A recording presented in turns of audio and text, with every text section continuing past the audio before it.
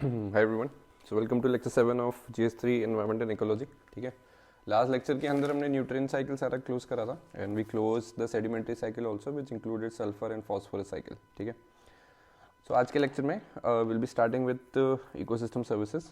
ठीक है, and your biodiversity. ठीक है, पूरा समझेंगे इकोसिस्टम सर्विसेज का पूरा अंडरस्टैंडिंग लेंगे कि भाई सर्विसेज से what we mean by services. ठीक है, विल ऑल्सो अंडरस्टैंड कि जो डिफरेंट टाइप के सर्विसेज हैं, that is provisioning service, regulatory service, cultural service, supportive service, किसका क्या सिग्निफिकेंस है और क्या क्या उसकी डेफिनेशन है। ठीक है, and then eventually will move to biodiversity. ठीक है, बायोडाइवर्सिटी में हमारे उसके बायोडाइवर्सिटी का importance, how do we calculate और how do we measure the biodiversity of an area, conservation techniques and threats. ये चार टॉपिक्स जो हैं बायोडाइवर्सिटी के अंदर हम आज कवर करेंगे। ठीक है, so before proceeding further I just wanted to say thank you to each and every one of you who is showing the support. ठीक है, आप में से कई लोग हमारे रेगुलर व्यूअर्स बन चुके हैं अब, and you guys are showing the support, so thank you so much. ठीक है, so let's start. So firstly will start with the ecosystem services. ठीक है, अब इकोसिस्टम सर्विसेज आपके जितने चार टाइप के होते हैं, provisioning service, regulating service, culture service and supportive service. ठीक है, अब इकोसिस्टम सर्विस का सेंस क्या है? ठीक है, इकोसिस्टम सर्विस का सेंस ये है कि इसके अंडरस्टैंडिंग के लिए थोड़ा UNEP की तरफ जाना पड़ेगा। ठीक है, यूनाइटेड नेशन एनवायरनमेंट प्रोटेक्शन।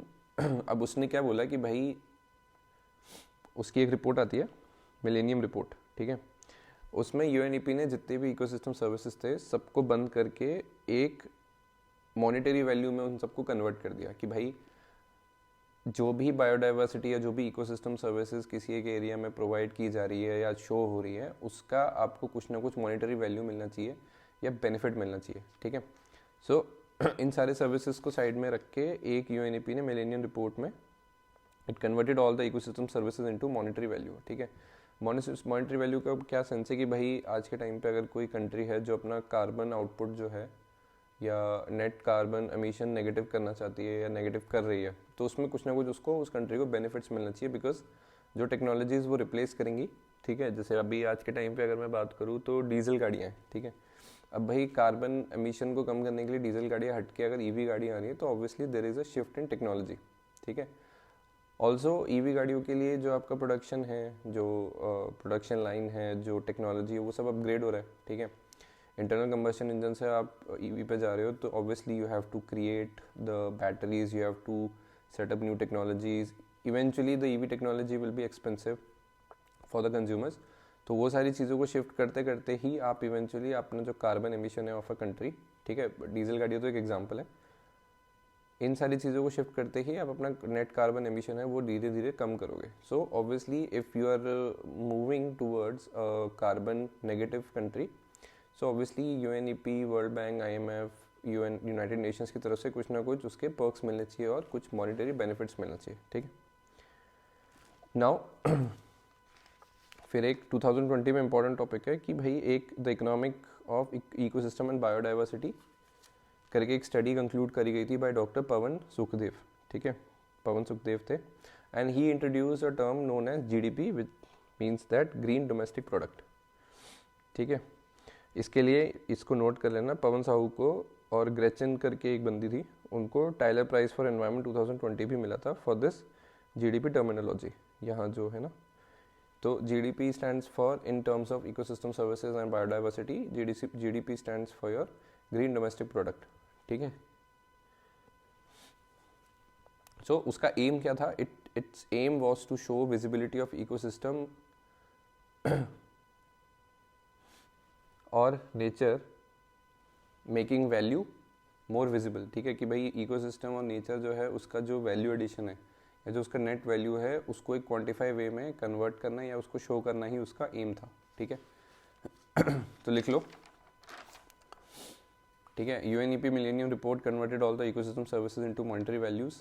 ठीक है, मॉनेटरी वैल्यूज़ में सिग्निफिकेंस कैसा है कि भाई इसका एक रेफरेंस है TEEB, एक स्टडी कराई गई, the economic of ecosystem and biodiversity. ठीक है, which was led by doctor Pawan Sukhdev. ठीक है, and he introduce the term GDP that stands for green domestic product. ठीक है, the aim was to show visibility of ecosystem slash making nature value more visible, ठीक है, कि भाई ecosystem की जो वैल्यू है वो एक क्वांटिफाइबल या फिर एक काउंटेबल मेजर्स में दिखनी चाहिए, ठीक है, उसी को शोकेस करना इनका एम था, ठीक है। नाउ जो 4 टाइप के हमने सर्विसेज पढ़ी लिखी थी, प्रोविजनिंग, रेगुलेटिंग, कल्चरल और सपोर्टिव, उसके अंदर सबसे पहला है आपका प्रोविजनिंग सर्विसेज होता है आपका जो इकोसिस्टम से आपको डायरेक्टली गुड्स या फिर प्रोड्यूस या जो डायरेक्टली इकोसिस्टम आपको प्रोवाइड करता है वो सारे गुड्स, जैसे फॉर एग्जांपल फूड, ठीक है, खाना मिलता है आपको इकोसिस्टम पे, शेल्टर के लिए लकड़ियाँ मिलती हैं, ठीक है। सर्विसेज में आपको लाइफ, बायोडाइवर्सिटी में डिफरेंट टाइप के स्पीशीज़ हैं, लिविंग ऑर्गेनिजम्स हैं, एंड क्लोथिंग, ठीक है, क्लोथिंग के लिए कॉटन के लिए वेजिटेशन, ठीक है। So that's how you can relate to provisioning services, ठीक है। अब इसमें एक चीज़ लिख लो, एक ब्रैकेट में ना बायोडाइवर्सिटी, चलो ठीक है, बायोडाइवर्सिटी में नेक्स्ट अभी टॉपिक में लिखवा लूँगा, ठीक है। Second type is your regulatory service, ठीक है। सो रेगुलेटरी सर्विस का क्या मतलब है कि benefits from the regulation of ecosystem processes, ठीक है। So what are benefits do we reap from the regulation of ecosystem services, जहाँ पे जो नेचुरल प्रोसेसेस हैं उससे हमारा जो लिविंग ऑर्गेनिजम्स का पूरा सर्वाइवल है वो किस तरीके से आप बेनिफिट ले रहे हो, ठीक है। तो इसका प्राइम एग्जांपल है आपके 2 नेचुरल प्रोसेसेस हैं, फोटोसिंथेसिस और pollination. So we all know that photosynthesis is very much important, जिसकी वजह से पेड़ पौधे सांस लेते हैं, ठीक है। They consume carbon dioxide and they you know मतलब वो कंज्यूम करते हैं ऑक्सीजन और वो कंज्यूम करते हैं कार्बन डाइऑक्साइड और वो ऑक्सीजन एक्सेल करते हैं। तो ये natural process is very much crucial for our survival because we human beings we need oxygen to survive, right. तो उस केसेस में benefits from the regulation of ecosystem processes के अंदर आपके 2 नेचुरल प्रोसेसेस का एग्जांपल है फोटोसिंथेसिस और pollination, which balances the critical functionalities of the whole ecosystem, ठीक है। So this comes under your regulatory service. तीसरा है आपका कल्चरल सर्विस। कल्चरल सर्विस में क्या सीन है कि आपका non material benefits from the ecosystem that you get, ठीक है, जैसे एजुकेशनल, एथिकल वैल्यूज़, ठीक है, स्पिरिचुअलिटी, टूरिज्म, ये सारी कल्चरल सर्विसेज जो आप अवेल करते हो। एजुकेशन सर्विसेज में हमें आपको पूरा समझाया जाता है कि भाई पेड़ पत्ते उगाने चाहिए, नेचर के संग ज़्यादा खिलवाड़ नहीं करना चाहिए, we all should be considerate about the ecosystem, different species, all these things comes under your cultural services. एक तरीके का अवेयरनेस है जो कि सारे मैक्सिमम लोगों को पता होना चाहिए, ठीक है। The last one is your supportive service, ठीक है। सपोर्टिव सर्विस का क्या मतलब है, factors necessary for the producing ecosystem services, ठीक है। सो अभी हमें पता है कि हमने लास्ट लेक्चर के अंदर मल्टीपल साइकिल्स पढ़े थे, nutrient cycle, energy cycle, water cycle, you have sulphur, phosphorus, ठीक है, नाइट्रोजन साइकिल, कार्बन साइकिल, ठीक है, हाइड्रोलॉजिकल साइकिल। तो सपोर्टिव सर्विसेज में वो फैक्टर्स हैं जो कि क्रूशियल हैं, ठीक है, फॉर प्रोड्यूसिंग द इकोसिस्टम। अब आपको पता है कि भाई सल्फर और जैसे सल्फर है, फॉस्फोरस है, जो इनकी साइकिल थी जो हमने सेडिमेंट्री साइकिल के अंदर पढ़ी, जैसे ठीक है, सेडिमेंट्री में हमने पढ़ा था ना सल्फर और फॉस्फोरस। अब ये दोनों ही ज़रूरी हैं for your aquatic and trees and plantations, ठीक है। अब इनके सर्वाइवल के लिए इन दोनों साइकिल का बहुत ज़्यादा नीड है, सो दैट जो उनकी पूरी इकोसिस्टम है, जो पूरा साइकिल है कि भाई पेड़ पौधे फलेंगे बढ़ेंगे, देन आपके हर्बीवोरस उनको खाएंगे, देन कार्निवोरस उनको खाएंगे, हर्बीवोरस को, ठीक है ना। तो then carnivores once they die then decomposers will do their action, then against the minerals will get into the ecosystem. तो ये सारा प्रोसेस आपका एक सपोर्टिव सर्विस के थ्रू ही चलता है, जिसके अंदर प्राइमरीली आपके जो न्यूट्रिएंट साइकिल्स है, एनर्जी साइकिल है, वाटर साइकिल है, ठीक है। अब पानी जो इवेपोरेट हुआ वो वापस लैंड कर रहा है through in the form of precipitation, ठीक है, वो आपका वाटर साइकिल है, ठीक है। तो all these things comes under your supportive services, ठीक है, ठीक है। So this is about your ecosystem services. 4 type है, 4 का बेसिक आउटलाइन बता दिया, डेफिनेशन बता दी, ठीक है। एनवायरनमेंट वाली बुक शंकर में एक बार रेफर कर लेना तो क्रोनोलॉजी पता लग जाएगी कि कैसे पढ़ना है, ठीक है। Now the second topic for the day is biodiversity. देखो biodiversity as a concept is very huge, ठीक है, तो हम ब्रेक कर करके पढ़ेंगे पूरा। Firstly understand the definition. Biodiversity is the variety, is not the variety, is the variability among the living organisms from all sources. अब यहाँ ऑल सोर्सेज का मतलब ये है कि आपका लैंड, एयर, वाटर, सबको अगर मिला दो तो जितने भी कोई एक ऐसा एरिया जहाँ पे बहुत ज़्यादा वेरिएबिलिटी है, ठीक है, अलग अलग टाइप के पेड़ पौधे हैं, अलग अलग टाइप के जानवर हैं, अलग अलग टाइप के पक्षी हैं, अलग अलग टाइप के, अगर कोई वाटर बॉडी है तो उसके अंदर अलग अलग टाइप के एक्वेटिक एनिमल्स हैं, ठीक है, फिश है, शार्क है, क्रोकोडाइल है। तो जितना ज़्यादा एनरिचमेंट है, जितनी ज़्यादा डाइवर्सिटी है, उतना ही आपको मतलब उस एरिया के अंदर उतनी ही ज़्यादा बायोडाइवर्सिटी है, ठीक है। So the definition is biodiversity is the variability among the living organisms from all the sources, ठीक है। सोर्सेज में आपका वही जो मैंने अभी बताया कि सोर्सेज में आपका मरीन मतलब वाटर हो गया, टेरेस्ट्रियल मतलब लैंड हो गया, है ना। तो इतने अलग अलग सोर्सेज के जितने जितने वेरियस स्पीशीज या ऑर्गेनिजम्स हैं, combined together is known as biodiversity, ठीक है। अब टाइप्स ऑफ बायोडाइवर्सिटी में क्या रहता है कि एक आपका स्पीशीज डाइवर्सिटी, एक आपका जेनेटिक डाइवर्सिटी और एक आता है इकोसिस्टम डाइवर्सिटी, ठीक है। स्पीशीज डाइवर्सिटी क्या रहता है कि भाई you have bird, you have animal, you have trees, ठीक है। कुछ भी म्यूचुअली कॉमन नहीं है तीनों में, ठीक है। अलग अलग टाइप के ऑर्गेनिजम्स हैं। बर्ड हवा में उड़ता है, एनिमल ज़मीन पे चलता है या ज़मीन पानी दोनों में चल सकता है, और पेड़ आपके नॉर्मल फल फूल पत्ती, बड़े बड़े बम्बूस ट्री, ठीक है, कॉनिफेरस ट्री, ये सारे आपके इसमें आते हैं ट्रीज़ की कैटेगरी में। तो कुछ भी कॉमन ग्राउंड नहीं है, ठीक है। Every organism is very very diversified, ठीक है। तो वो आपका स्पीशीज़ डाइवर्सिटी में आता है, जहाँ पे स्पीशीज़ ही पूरी बदल रही है, ठीक है। बर्ड्स की स्पीशी अलग है, एनिमल्स अलग है और ट्रीज अलग है, ठीक है। Second type of diversity is your genetic diversity, ठीक है। अब इसका हम जैसे प्राइम एग्जांपल है आपका डिफरेंट टाइप ऑफ मैंगो, है ना। मैंगो होता है ना कि पहले हम जैसे अगर नॉर्मल हिंदी भाषा में बात करूँ तो एक चूसा आम होता है, ठीक है।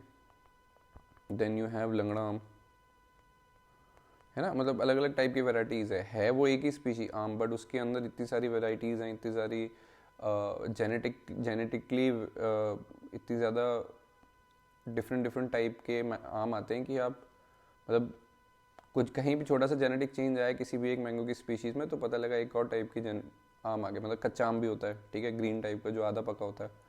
तो ये आपका जेनेटिक डाइवर्सिटी के अंदर आता है, ठीक है। Then the third type is your ecosystem diversity, ठीक है। अब इकोसिस्टम डाइवर्सिटी का क्या मतलब है कि भाई इसमें मैंने लिखा है savanna ecosystem of India and savanna ecosystem of Australia, ठीक है। कहने को एक ही टाइप का इकोसिस्टम है, बट ह्यूमिडिटी, टेम्परेचर, जो स्पीशीज़ पाए जाते हैं दोनों जगह वो बहुत ज़्यादा डाइवर्सिफाइड है, ठीक है। तो इकोसिस्टम डाइवर्सिटी में आपका ये है कि सेम टाइप का इकोसिस्टम अलग अलग ट्रॉपिकल या अलग अलग जियोग्राफिकल लोकेशंस में क्या वेराइटी शो करता है, that comes under your ecosystem diversity, ठीक है। तो इसमें कुछ भी लिख लो। स्पीशीज़ डाइवर्सिटी तो बहुत ही ईजी है, मतलब आपके अलग अलग ऑर्गेनिजम्स हैं, ठीक है। इसमें लिख लो species diversity refers to the biological differences at the most basic level and is the variety and abundance of different type of individual of a species in a given area, ठीक है। so this is your species diversity, ठीक है। genetic diversity लिख लो varieties within the same species that differ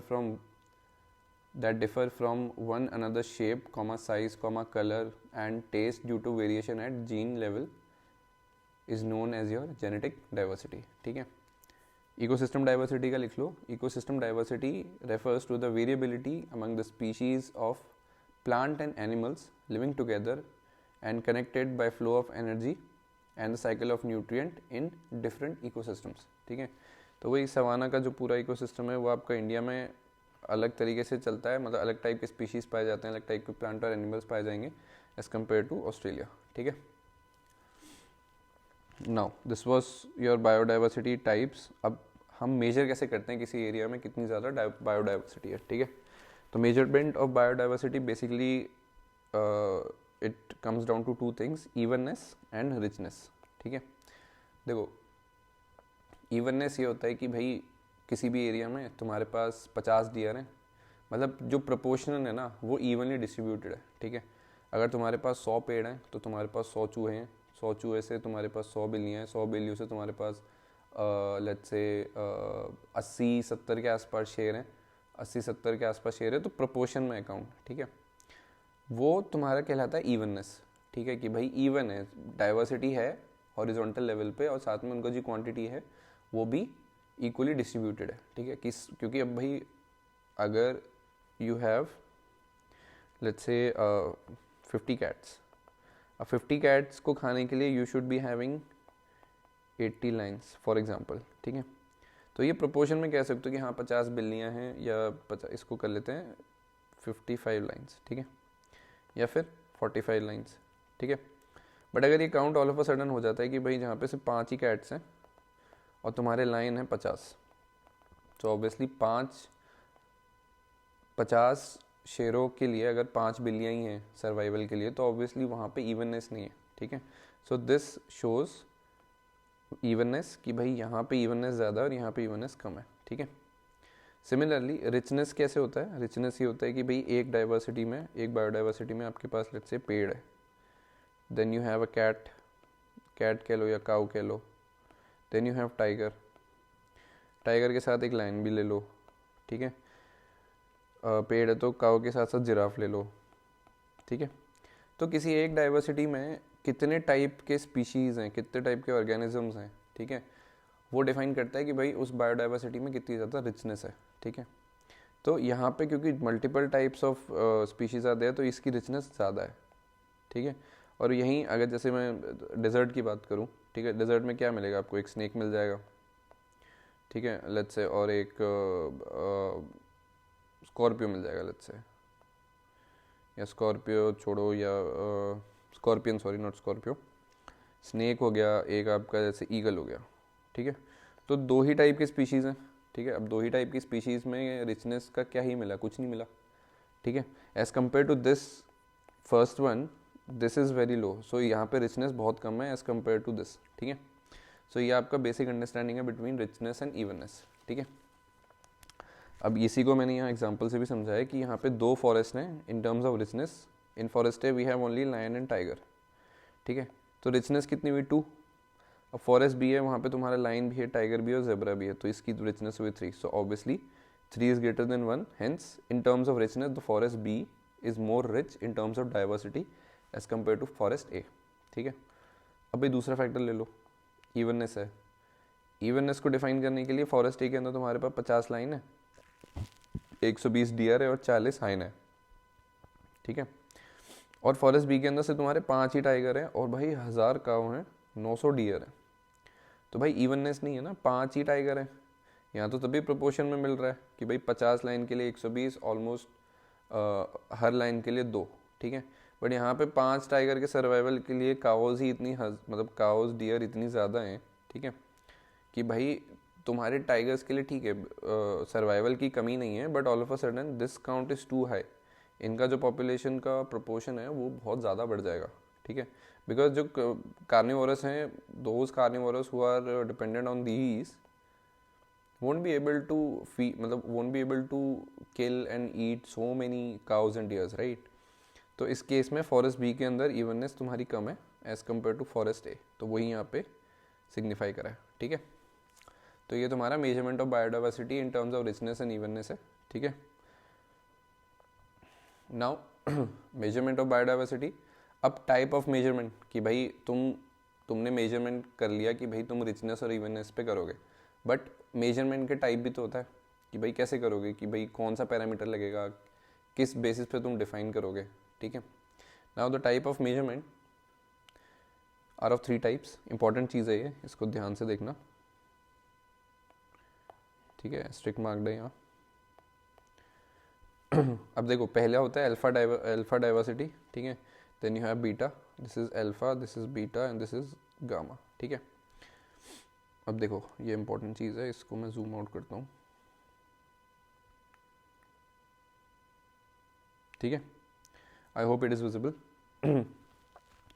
अब ये समझो कि भाई ये एक एरिया है ए, ये एक एरिया है बी और ये एक एरिया है सी, ठीक है। पहले एरिया के अंदर alpha is your alpha diversity, मतलब उस एरिया के अंदर कितने टाइप के जानवर हैं या कितने वेराइटीज़ है। सपोज करो वहाँ पे लाइन है, जिराफ है, डियर है, एलिफेंट और फॉक्स है, सो अल्फा बिकम्स 5, ठीक है, 5 है, 1 2 3 4 5, ठीक है। Now comes to B, B का अल्फा कितना, 6, 6 कैसे है, टाइगर है, चीता है, याक है, डियर है, बियर और फॉक्स है, 1 2 3 4 5 6, ठीक है। तो भाई उस डाइवर्सिटी में 6 टाइप के स्पीशीज़ पाए जाते हैं, ठीक है। Now come to C, alpha is 7, tiger, bear, fox, giraffe, rhino, ibex and chiru. Chiru animal, ibex animal, photo देखना। आइबेक्स वो बड़ा सा डियर नहीं होता जिसके ऐसे सींग होते हैं, ठीक है, मस्त मतलब fascinating animal. So coming back, see के अंदर, सी वाले डाइवर्सिटी में your alpha diversity count is 7, 7 type के स्पीशीज पाए जाते हैं, ठीक है। Now what is beta diversity? Beta diversity होता है कि भाई दो बायोडाइवर्सिटीज के बीच में कितने का डिफरेंस है, राइट कितने का डिफरेंस, मतलब कि भाई कौन से ऐसे कॉमन चीज़ें हैं जो दोनों में, मतलब दोनों डाइवर्सिटीज़ में कॉमन है, ठीक है। So if I compare A and B, the beta value is 7। How come 7? देखो लाइन है दोनों में, लाइन तो नहीं है तो दिस इज राइट कि भाई एक डाइवर्सिटी में यूनिकली आइडेंटिफाइड लाइन है, ठीक है। देन इफ आई से जिराफ, ये जो टिक मार्क्स है ना राइट हैंड साइड, मतलब ये और ये आपस में मैंने वैलिडेट करे हुए हैं, ठीक है। तो लाइन यूनिक है इसलिए इस पर टिक है, जिराफ भी टिक है क्योंकि जिराफ ए और बी डाइवर्सिटी में सिर्फ ए के अंदर है, ठीक है। डियर, डियर पे क्रॉस इसलिए क्योंकि डियर यूनिक नहीं है, वो बायोडाइवर्सिटी एक में भी है और बायोडाइवर्सिटी बी में भी है, यहाँ देखो, ठीक है। Then you have elephant, elephant सिर्फ ए के अंदर है, बी के अंदर नहीं है, सो हेंस इट्स अ टिक। और फॉक्स ए और बी दोनों में, तो इसलिए इस पर क्रॉस करा हुआ है, ठीक है। Now if I only count the unique differences between the two diversities, I have lion, I have giraffe, ठीक है, I have elephant, 3 A से हो गए। और सिमिलरली मैं जब B को A से कंपेयर कर रहा हूँ तो मेरा टाइगर यूनिक है, चीता यूनिक है, याक यूनिक है, डियर मैंने क्रॉस कर दिया और मेरा बियर यूनिक है। So 3 from this side plus 4 from this side gives me 7। So if I have to conclude my beta diversity between area A and area B, or the biodiversity area A and biodiversity area B is 7, तो 7 shows my beta diversity, ठीक है। अब यहाँ ये जो 7 count आया, इसी को जब मैं B और C को कंपेयर करूँगा तो वहाँ पे भी 7 आएगा, ठीक है। कैसे आएगा? यूनिक C के अंदर 1 2 3 4 4 इधर हो गए, और इसके संग में कंपेयर करूँ तो चीता है, याक और डियर यूनिक है, तो 3, अगेन दिस इज 7, ठीक है। और जब मैं C और A को कंपेयर कर रहा हूँ तो यू हैव 1 2 3 4 5, ठीक है, 6 7 8, ठीक है। सो इधर का बीटा यू हैव 8, कैसे आया? A से तुम्हारे आए 3 और B से तुम्हारे सॉरी C से तुम्हारे आए 5, सो दिस गिव्स यू 8, ठीक है। So beta diversity is basically जो यूनिक स्पीशीज़ हैं among the two comparing diversity, उसका सम, ठीक है। Now the last one left is your gamma diversity. Gamma diversity का मतलब होता है कि भाई जितनी भी डाइवर्सिटी है, जितनी भी एरियाज है, सबको कंबाइन करो और उसमें जितने भी यूनिक स्पीशीज़ हैं उसको गिन लो, ठीक है। तो यहाँ पे अगर आप काउंट करोगे ना तो gamma is 12, that means total, ठीक है, सबको मिला मिलू के, जैसे यहाँ पे ए का अल्फ़ा है 5, ठीक है, बी का अल्फ़ा इज 6 एंड सी का अल्फ़ा इज 7। तो अगर आप ऐड करो तो 6 और 7 13, 5 18, टोटल 18 स्पीशीज है सबके मिला के, बट इसमें से यूनिक सिर्फ 12 है, तो गामा आपका 12 हो गया। That shows the unique species which combined together of all the diversities have, ठीक है। तो टोटल 18 स्पीशीज हैं सबको मिला के, बट उसमें से सिर्फ 12 ही हैं जो कि यूनिक स्पीशीज हैं, so that becomes your gamma diversity, ठीक है।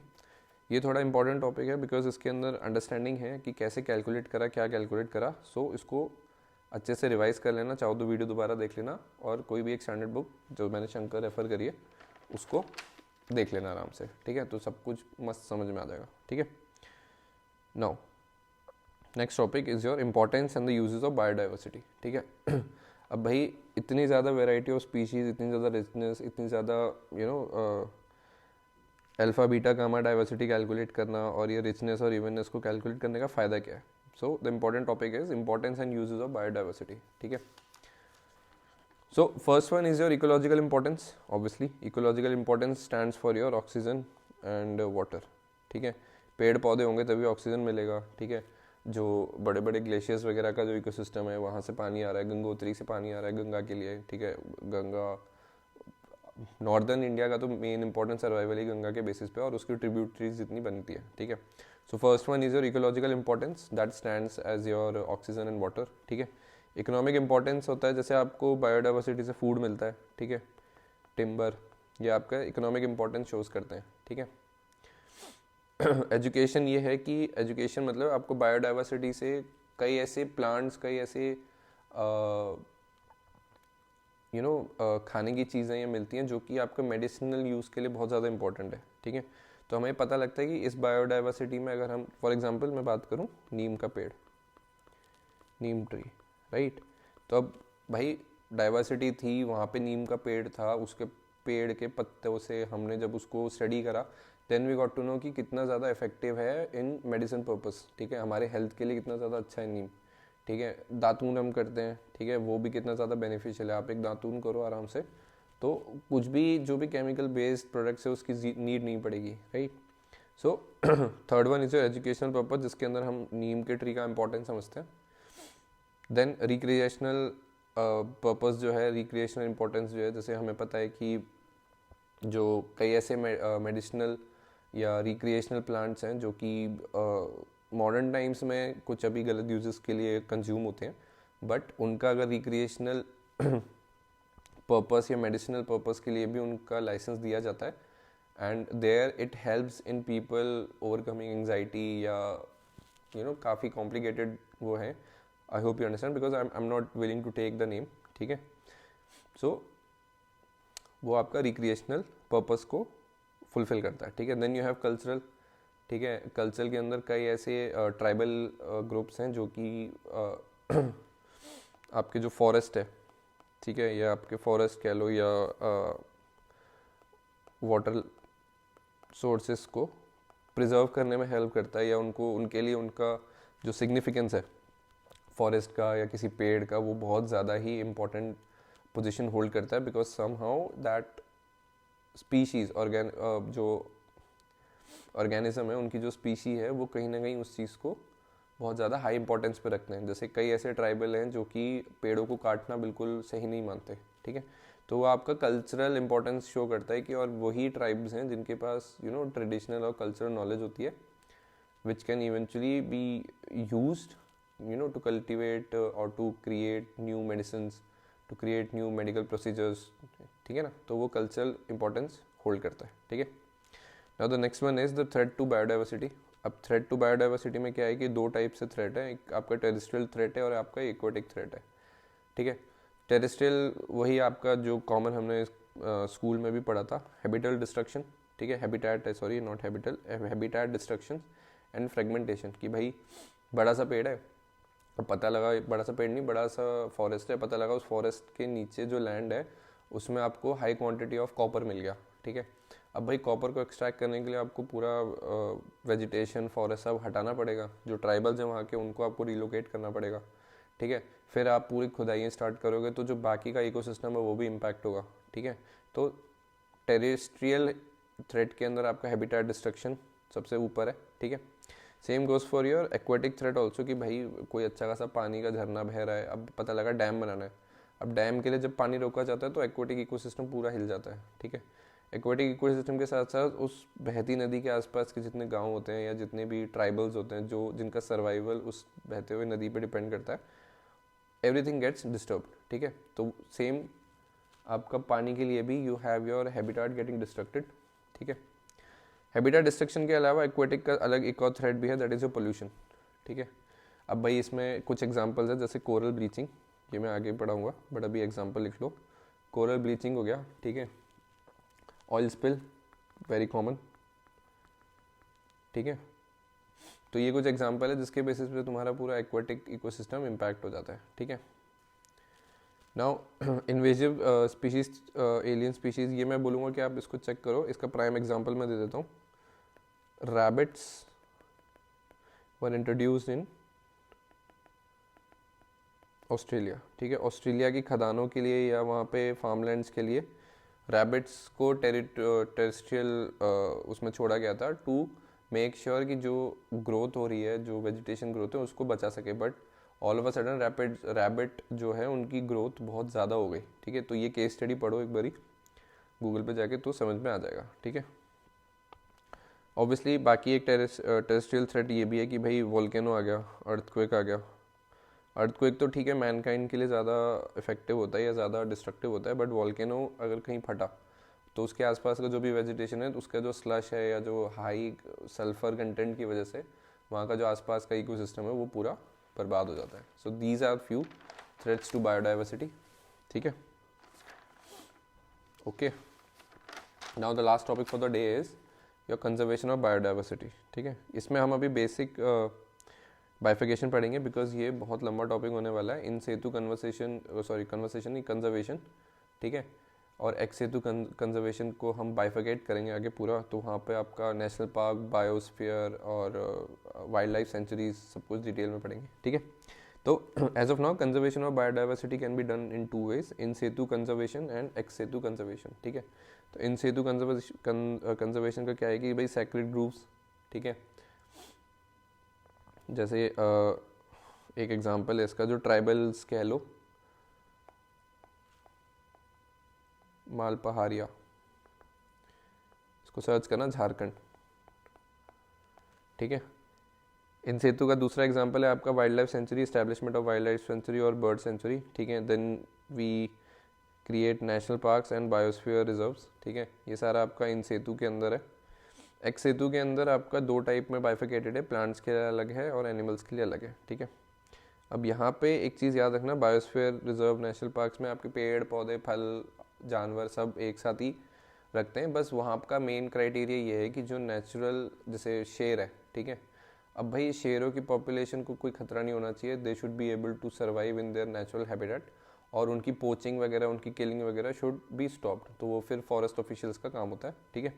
एक्स सेतुस के अंदर भाई वहाँ से उनको हटा, मतलब उनके नेचुरल हैबिटेट से निकाल के एक अलग आर्टिफिशियल जगह रखा जाता है, जहाँ पे एनिमल्स का प्राइम एग्जाम्पल है जू और एक्वेरियम्स। इसके अंदर जानवरों को रखा जाता है so that they can be preserved and they can be saved from getting extinct, ठीक है। तो एनिमल्स का जू हो गया, एक्वेरियम हो गया, ठीक है। कैप्टिव ब्रीडिंग रखी जाती है कि भाई किसी एक स्पीशीज़ को उठा के अपने पास रख लेंगे, फिर उनकी कैप्टिव ब्रीडिंग होती है, ठीक है। तो चीतास को बुलाया जाता है या अलग अलग जो भी ऐसे स्पीशीज़ है those who are about to get extinct, उनको आप कैप्टिव ब्रीडिंग के थ्रू और भी उनकी स्पीशीज़ को आगे प्रोड्यूस करा सकते हो, ठीक है।